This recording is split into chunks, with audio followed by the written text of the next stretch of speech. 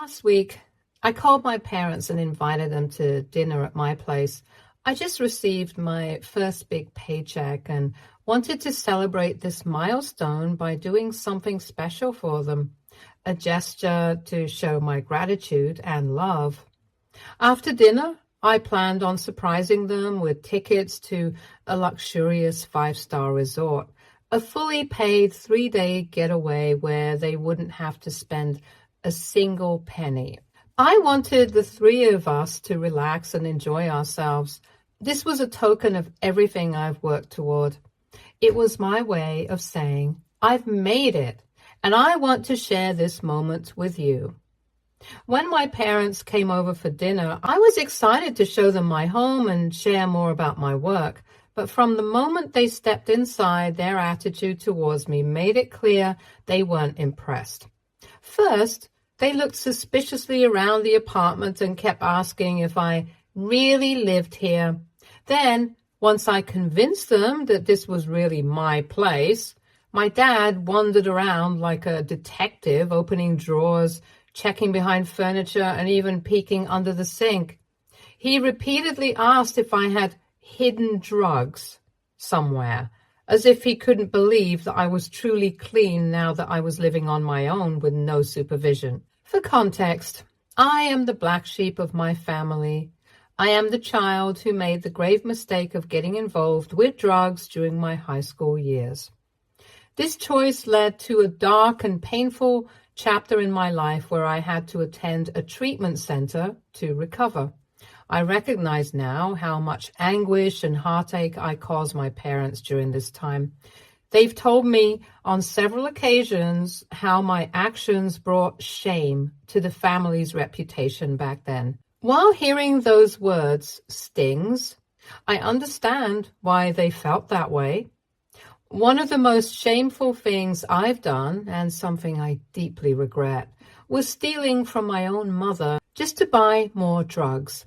That betrayal of trust still weighs heavily on me, and if I could go back in time, I would give anything to stop myself from behaving that way. I fully accept responsibility for the choices I made and the pain I caused to my parents during those difficult years. However, I had worked very, very hard to turn my life around. Did my dad truly think so little of me that I would still use drugs even after I had repeatedly assured him and Mom that I had left those habits behind? Even at the dinner table when I brought up my first paycheck and told them how proud I felt about my new job, my mom undercut the moment with a cruel joke. She said, "More money means more drugs for you, doesn't it?" My dad found this hilarious and started laughing along with her. I sat there, humiliated and hurt, trying to process what more I could say to make them believe me. I asked them outright why they kept bringing up my past and why they couldn't let it go and just see me for who I am now. My dad didn't hesitate to respond and said, "People never change. No matter how shiny your job is or how much money you make, you're still an addict in my eyes." He then went on a rant about how much money he had spent on me over the years, framing me as nothing but a burden to him, and how he had spent even more by sending me to that treatment center. He argued that if I was really earning as much as I claimed, then the least I could do for him was start paying all the money back. I was stunned at how cruel his words were. I argued back, reminding him that I had been very young when I made those mistakes, and that I was actually grieving at the time. I told him how hard I'd worked to rebuild my life since then, and it wasn't fair for them to keep throwing my past in my face whenever they felt like it. I expected understanding or at least a moment of reflection from them. But instead, my mom looked at me dead in the eye and said, with a taunting smile, "Once a black sheep, always a black sheep." Hearing that was like a punch to the gut. I had hoped this dinner would be a step toward mending our relationship, a chance for them to see the person I had become But instead, it felt like they were determined to keep me trapped in the version of me that no longer existed. I realized then how much weight I had carried for years, trying to earn their approval, only to see that no matter what I did in their eyes, I would always be the disappointment. I know I caused them grief during those few difficult years when I was younger, and I've taken responsibility for my actions time and time again. But constantly bringing it up, using it to humiliate me, even now, felt deeply wrong. I've been trying to move on, to grow, to prove that I'm not the person I was back then. Yet, they couldn't seem to let it go. It was like no matter how far I came, they were determined to keep me chained to my mistakes. After my mom's cutting remark, I couldn't muster the energy to argue anymore. I sat there quietly for the rest of the dinner while my parents carried on. The focus of their conversation shifted to my sister, Serena, the golden child. They bragged about how she was excelling in life, how all her teachers adored her, and how she was always winning accolades. Hearing them praise her felt like a knife twisting in my chest. I couldn't help but feel a pang of jealousy.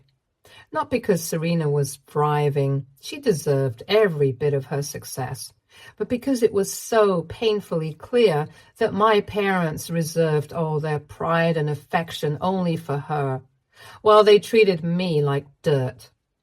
As dinner came to an end, I realized there was no point in telling them about the gift I had planned.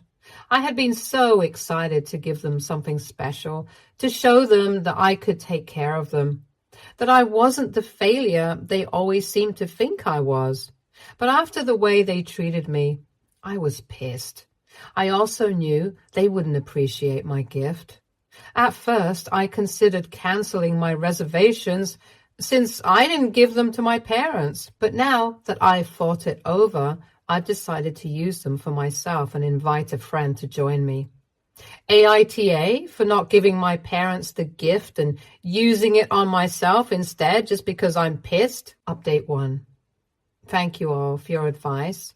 Since I can't reply to everyone in the comments, I would like to give a more detailed explanation as to why I behaved the way I did, and that it isn't something that I do anymore. And this is why it hurts so much that my parents don't understand my perspective and trust me. My behavior then had a lot to do with losing my grandparents. For the first 8 years of my life, I lived with my grandparents while my parents were off in another city, fully occupied with running their business. My grandparents were my whole world during that time. I obviously knew who my parents were, but I rarely got to see them. My dad was always busy with work and didn't have the time and the resources to visit often. Hence, I grew up with phone calls and brief check-ins rather than the actual presence of my actual parents. My grandparents, who I lovingly called Nana and Pops, were more like my parents than my biological ones ever were during those years. They were my guides, my caretakers, and my source of love and stability. When my parents finally moved back home, they didn't come alone. They brought with them my younger sister, Serena. After my parents finally settled down here, they insisted, really they forced me, to move in with them. And I hated it. Suddenly, I was expected to fit into this new family dynamic with two people I didn't know well and a sibling who had seemingly replaced me in their lives. Don't get me wrong. I understand that my parents wanted us to be a family and probably thought it was for the best for me to move in with them. But from my perspective, my life was upended in an instant. And I was the one expected to adjust while they carried on as if everything was normal. The transition was anything but easy for me. With my grandparents, life had a comforting rhythm. I had my own room, my own routines, and a sense of stability that I cherished. Moving in with my parents felt like stepping into a different world altogether. My room turned into a tiny shared space with my sister Serena. She and I had never met before, so there was no bond between us because we had spent so many years apart. She didn't know me, and I didn't know her, which resulted in us having frequent fights. Then there was my dad. He was not an easy man to live with. My grandparents had always been respectful toward each other and me, creating a peaceful and loving environment. But my dad had a temper. He would yell and scream at my mom and me for what felt like no reason at all. I was often terrified of him, and being around him made me feel on edge all the time. My mom was no better. She ignored me all day and rarely ever sat down to talk to me. As a result, I never felt comfortable around my parents and literally walked on eggshells around them. What made things worse was how my parents got upset at me if I ever complained to them about how I felt. They seemed to expect me to just blend in and forget everything about my grandparents, as if the 8 years I spent with them were irrelevant. My dad was particularly strict about this. He demanded I stop calling my grandfather Pops, insisting it was inappropriate and too childish.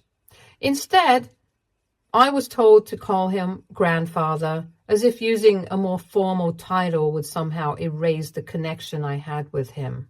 Since I was so deeply attached to my grandparents, I would constantly beg them to visit me every weekend after I moved in with my parents. But my parents didn't like that. They told my grandparents to stop visiting so frequently, arguing that I needed to take some time apart from them to readjust to my real family, my mom, dad, and Serena. Naturally, I hated this. To me, it felt like my parents were actively trying to separate me from the only people who truly understood me and whom I genuinely loved. I began to resent my family even more and more for keeping me away from my grandparents. Then, when I was 14 years old, the unthinkable happened. My grandparents, my Nana and Pops, passed away in a sudden car accident. A drunk driver took away the two most important people in my life. They were my whole world, and just like that, they were gone. The grief was unbearable. I wanted to scream, to cry, to ask God why he would let something so cruel and senseless happen. My heart felt shattered, and I didn't know how I could possibly move forward. At a time when I needed support and understanding more than anything, my parents didn't step up to help me. Instead, they did the complete opposite. They refused to see how depressed I was. Instead, they forced me to get up and go to school every day, even though I felt like I had no energy left in me. I was consumed by grief, struggling just to make it through each day. My grades began to slip because I simply couldn't focus, and instead of helping me or offering me compassion, my parents would just yell at me on results day, as though shouting at me could fix the emptiness I felt inside. I spent most of my time in bed, unable to summon the strength to do anything. My parents would yell at me for being lazy when in fact it was grief and depression. Even my teacher at school noticed my change in behavior and suggested that I see a grief counselor. But my mom dismissed that idea outright. She insisted I didn't need a mental doctor to feel okay, and how therapy was just a scam anyways. Looking back, I realized how much I needed professional help during that time. I needed someone to talk to, someone who would validate my pain and guide me through my grief. But my parents refused to acknowledge how deeply I was struggling. They left me to navigate the overwhelming sadness and loss all on my own. And that isolation only made everything worse. It's no wonder that those feelings festered and eventually contributed to the choices I made later on. As a result of everything I was going through, the grief, the loneliness, and the resentment towards my parents, I channeled all my anger into destructive choices. I started hanging out with the wrong crowd at school, and they eventually introduced me to drugs. At the time, I thought it was an escape, a way to cope with everything I was feeling. Deep down, though, I knew it was wrong. I shouldn't have gone down that path, but I desperately wished I had someone, just one person, who could sit down with me, talk to me on my level, and help me make sense of my pain. That never happened. When things spiraled further out of control, when I started drinking, doing drugs, and even stealing from my mom, my dad reached his breaking point. One day, after catching me high, he slapped me across the face and called me an embarrassment. The very next day, he sent me to a treatment center. At the time, I resented him for it, but looking back, it might have been the best thing he ever did for me. I spent a month at the center, and surprisingly, I didn't hate it. For the first time in a long while, I had a space where I could truly open up, talk about my feelings, and have people actually listen to me without judgment. The experience changed me. When I came out of the treatment center, I felt like a new person. I was able to focus better in school, and eventually I went on to study at a good college. I started building a life for myself, moving away from the person I had been during those difficult years. However, despite all my progress and the ways I turned my life around, my parents never let me forget my dumb mistakes. Not a single day passed without them reminding me of how I had embarrassed the family by using drugs and drinking alcohol. My dad, especially, would bring it up constantly. He told me more than once that if I hadn't been his oldest child, he would have thrown me out on the streets without hesitation. My mom wasn't much better. She would constantly threaten to cut me off permanently if I ever dared to use drugs or alcohol again. Those words hurt. Even though I worked hard to redeem myself, it felt like they saw me only as a failure, as the kid who had disappointed them. I understand their frustration and hurt, but I wish they had been able to see the person I was trying to become, instead of constantly reminding me of the person I used to be. It's a pain I still carry with me as an adult. If you're wondering whether or not I ever apologized to my parents, I did. However, no matter how many times I said sorry or showed my parents that I had grown and changed over the years, their views of me never really shifted. Even when it came time for college, my dad refused to pay for my college tuition, claiming it would be a waste of money to spend it on a druggie like me. His refusal was despite the fact that he had the means to afford it. I begged him a lot, but he was unrelenting, and in the end, I had no choice but to take out student loans just to fund my education. Despite all of that, I never allowed myself to hold any bitterness or blame towards my parents. Yes, they could have handled things differently, but I made my own choices. It was my decision to start using drugs, and I own that mistake. I should have found healthier ways to move on from my grandparents' death instead of using it as an excuse to act out, rebel, and embarrass my family. That was on me. Over the years, I have done my best to ask for forgiveness from my parents, hoping that they would finally move on from my past, but they never did. Also, to those who are asking why I ever wanted to gift my parents something like this in the first place, when I already knew the way they behaved with me. Actually, 3 months ago, I graduated from college. This felt like a milestone, a personal victory in so many ways, since I did this all on my own without my parents' help. And last month, I finally landed a position at a good firm, a job I had worked hard to secure after weeks of brutal interviews. When I received my first paycheck earlier this month, I couldn't hold back my tears. I couldn't believe that I had finally made it. After everything I've been through, after all the setbacks and mistakes, I was finally earning my own money. And it was more than I'd ever imagined.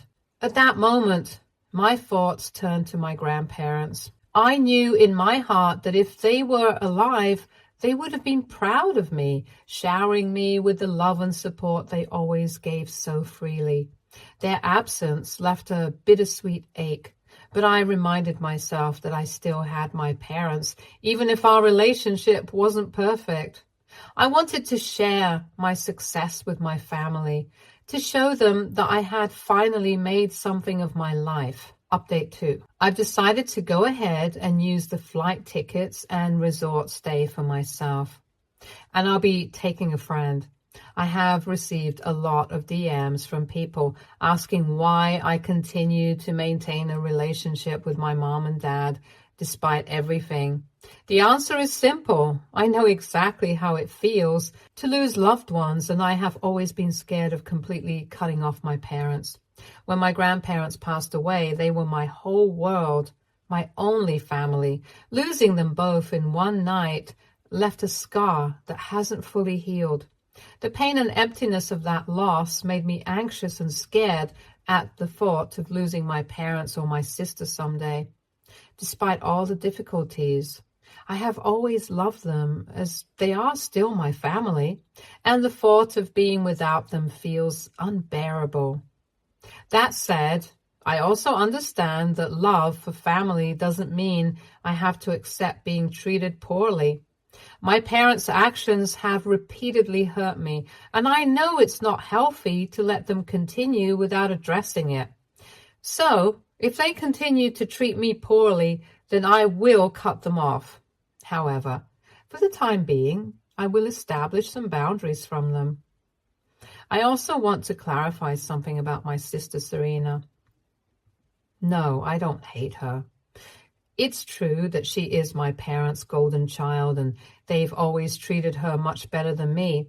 This isn't some secret. It's obvious to anyone who knows us. My parents bonded with her from the moment she was born, while I was sent to live with my grandparents ever since I was young. As a result, both of our childhoods were very different, and that ultimately shaped our relationship with our parents. But despite all of this, Serena and I have an okay relationship.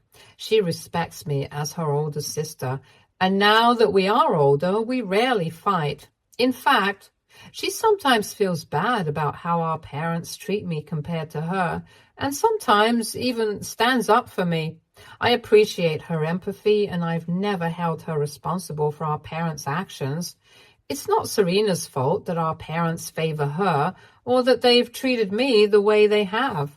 Serena didn't ask to be the golden child, just like I didn't choose to be the black sheep of this family. Update 3. It's been a while since my last update. I had such a wonderful time with my friend at the resort. The experience was everything I had hoped for: relaxing, fun, and a much-needed break from everything. Honestly, it was worth every penny I spent. Plus, my friend was incredibly kind and thoughtful. He offered to pay me back for his share of the flight and accommodation, even though he really didn't have to. It was a nice gesture that made the trip even more special. As for my parents, I haven't spoken to them since that dinner conversation, and I don't plan on reaching out anytime soon. I've decided to take things slow and go low contact with them over time. I've realized now that my mental health and well-being need to come first, and right now, maintaining distance from them is the healthiest choice for me. Update 4. This week, I decided to update my Facebook profile picture after a long time. I also posted a few photos from my recent stay at the luxury resort, the same one I had originally planned to gift to my parents. It felt nice to share those moments, and the pictures captured how relaxed and happy I felt. Shortly after posting, my sister Serena, who is on my friends list, messaged me. She told me I looked so relaxed and beautiful in the photos and said the resort looked amazing. Her enthusiasm made me smile. She even begged me to take her along the next time I went on a staycation. However, I think Serena must have forwarded some of the photos to my parents, or at least someone did, because a few hours later, my phone started buzzing nonstop. I saw that I had a missed call from my dad and several messages from my mom asking me to call them back urgently. Concerned that it might be an emergency, I returned my mom's call. To my surprise, there was no emergency. Instead, she wanted to talk about the photos from my vacation. She said she had seen all the pictures and then, without wasting a beat, demanded to know how I could afford to stay at such a luxury resort like that. There was an accusatory edge to her tone, like she couldn't believe I had earned this experience on my own. She asked if my company had somehow arranged the stay for me, implying that I couldn't possibly have paid for it myself. It caught me off guard. I couldn't believe the audacity of my mom. I scoffed and told her as plainly as I could that I was earning quite well for myself, so I had booked this stay for myself as I needed a well-deserved break. Hearing this, my mom seemed surprised and asked me casually what my salary was. Without thinking, I told her. Hearing this, she was quiet for a moment, probably stunned by the fact that I was actually doing so well. But then, instead of congratulating me or showing any kind of pride in my accomplishment, she immediately asked why I hadn't booked tickets for her, Dad, and Serena to join me too if I was really earning so well. I was taken aback by her sheer nerve. I pointed out to her how the last time we met she had called me the black sheep of the family and dismissed my feelings, and now, just like that, she expected me to spend my hard-earned money on them, to take a vacation together? Her response was that I was being selfish for not using my money on them, and that I was ungrateful for enjoying a vacation all on my own when they had done so much for me over the years. She reminded me again how she and Dad had sacrificed so much, and even told me that had my grandparents been alive, they would have expected me to be a better human being. Her words stung.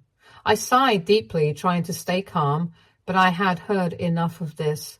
I told her that yes, she was right. I had no choice but to be selfish now. I was tired of letting them treat me like trash all these years. Now, I was going to be selfish by earning well and spending it on myself, because I deserved to be taken care of. I no longer wanted to be dragged back into their emotional manipulation. Just to annoy her even more, I admitted then that I had originally reserved that luxury stay for her and Dad, but after the way they disrespected me during dinner, I decided to use the gift for myself instead. Mom, clearly upset, said I should have given them the reservations anyway, since they were the parents and deserved to be pampered. She tried to guilt-trip me by saying that she rarely gets to enjoy anything nice for herself, and that I was inconsiderate by keeping this from them. She then had the audacity to ask if I could book another stay just for her and Dad. I calmly replied, "Maybe next time, show me some respect and I'll think about it."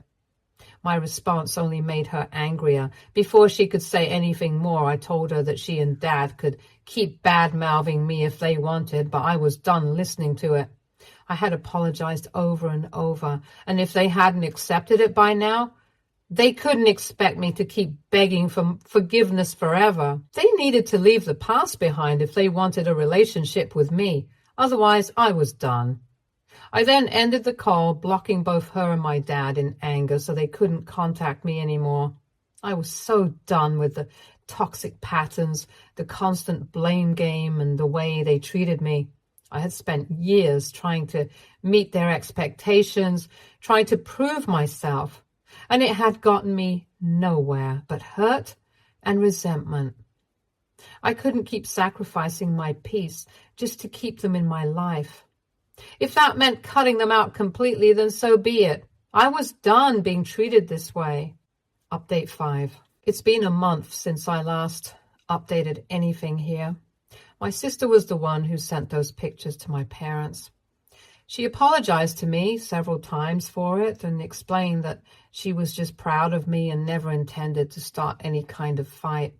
I believe her. She's assured me that she won't do anything like that again, and I trust her.